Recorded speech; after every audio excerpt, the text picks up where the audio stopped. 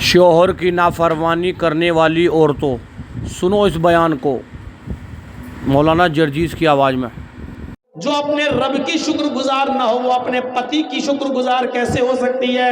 یا جو اپنے پتی کی شکر گزار نہ ہو وہ اپنے رب کی شکر گزار کیسے بن سکتی ہے؟ ہماری ماں بہنیں سوچیں کہ آج وہ اپنے شوہروں کی کتنی نافرمانی کرتی ہیں۔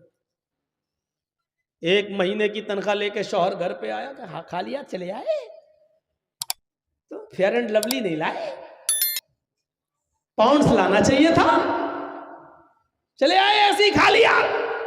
اور شوہر پوری زندگی بیچارہ کما کما کر کھلاتا رہے، ایک دن بیچاری کو ٹائم سے کھانا نہ ملے یا ایک دن ٹائم سے اس کا میک اپ کا سامان نہ آئے۔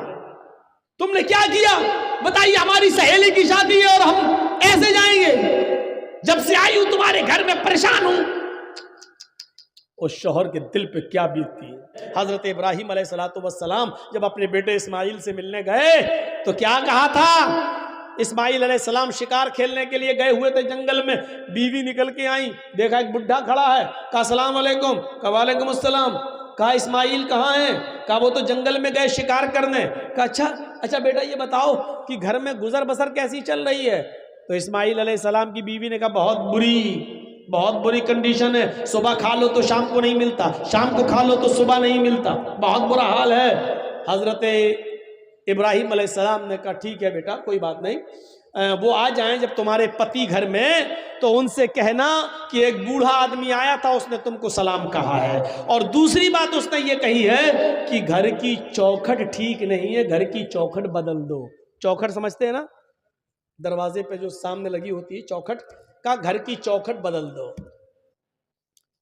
اسماعیل کی بیوی کہتی بڈھا سٹیا گیا، گھر کی چوکھٹ تو ٹھیک ہے، وہ کہہ رہا ہے کہ ٹھیک نہیں ہے، ارے ہوا بھی آتی ہے گرمی میں، سردی میں دھوپ بھی آتی ہے، گرمی میں ہوا بھی آتی ہے، اور بڈھا کہہ رہا ہے گھر کی چوکھٹ ٹھیک نہیں ہے۔ شام کو اسماعیل علیہ السلام جب گھر پہ آئے تو پوچھا، بیوی نے کہا کوئی بڈھا آیا تھا، کہا اچھا، انہوں نے سلام کہا۔ اسماعیل سمجھ گئے کہ ہاں یہ میرے باپ، اچھا سلام کہا، کہاں؟ اچھا اور کیا کہا؟ اور کیا وہ بڈھا تھا سٹیا گیا، اس کا دماغ خراب ہو گیا تھا۔ کہا نہیں بتاؤ تو کیا کہا اس نے؟ اس نے کہا گھر کی چوکھٹ ٹھیک نہیں ہے، اپنے پتی سے کہنا، شوہر سے کہنا گھر کی چوکھٹ بدل دو۔ کہا میری بیوی گھر کی چوکھٹ بدلنے کو کہا؟ کہاں؟ کیوں؟ کیا کچھ پوچھا تھا اس نے؟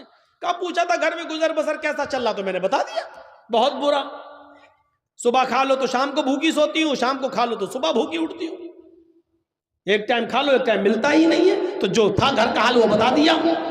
کہا میری بیوی وہ بڈھا میرا باپ تھا، اور تم نے یہ کہہ کر ناشکری کر دی، تمہیں یہ کہنا چاہیے تھا کہ میں جس حال میں ہوں اللہ کا ہر حال میں شکر ادا کرنا چاہیے تھا، اور کہنا چاہیے تھا کہ ہر حال میں اللہ کا شکر ہے، جیسا بھی اس نے رکھا ہے ہر حال میں اللہ کی شکر گزار ہوں، یہ کہنا چاہیے تھا۔ لیکن تم نے یہ جملہ کہہ کر میرے باپ کو بہکا دیا، وہ سمجھ گئے کہ تم ناشکری ہو۔ جو اپنے رب کی شکر گزار نہ ہو وہ اپنے پتی کی شکر گزار کیسے ہو سکتی ہے؟ یا جو اپنے پتی کی شکر گزار نہ ہو وہ اپنے رب کی شکر گزار کیسے بن سکتی ہے؟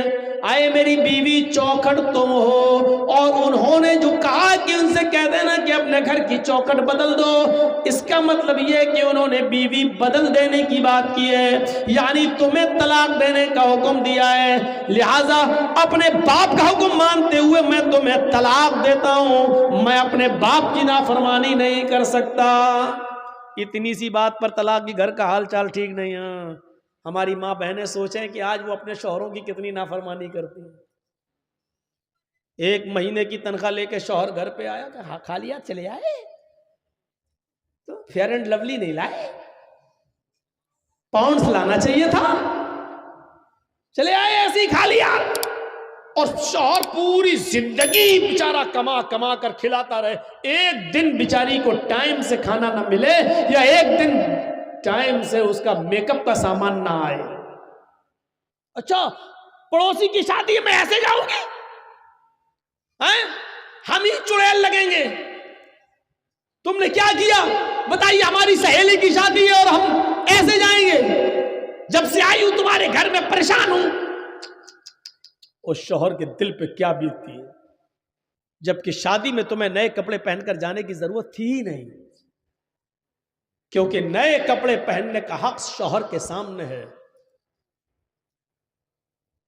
یہ عورتوں کی پتہ نہیں کون سی عادت ہے، نئے کپڑے اور اچھے کپڑے گھر میں رکھے رہیں گے، گھر میں وہ بھنگن بن کر رہیں گی۔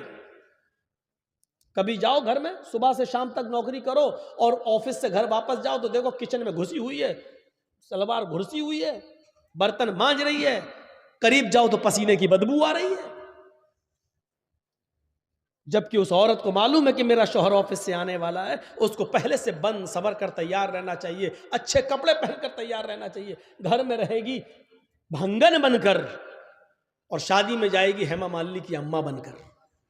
عجیب دستور ہے، شوہر لا رہا ہے، کما رہا شوہر، اور دیکھ رہے پڑوسی، دیکھ رہے گاؤں والے، دیکھ رہے محلے والے۔ یہ عجیب سسٹم ہے، عجیب سسٹم۔